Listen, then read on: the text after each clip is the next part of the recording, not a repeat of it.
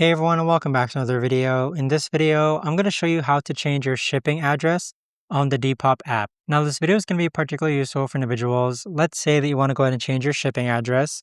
How do you actually go ahead about doing so? Now this video is going to be short, sweet, and simple, guys. There's not going to be a lot of steps involved. Now, in order to do this, what you're first going to go ahead and do is log on to the Depop app. Next, click on My Depop on the bottom right hand corner.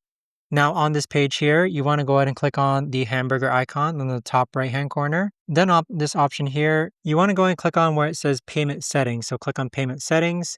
Now underneath where it says billing address, you're going to click on billing address. And then this is where you can go ahead and change your billing information. So on this page, you can enter your new address, city, state, zip code, etc. But there you have it, guys. That right there is the best and easiest way that I know of to actually go ahead and change your billing address on the Depop app. If you guys know of a better or easier way to actually do this, let me know in the comments down below. I would love to know. Thanks so much for watching everyone, and I'll see you guys all in the next video.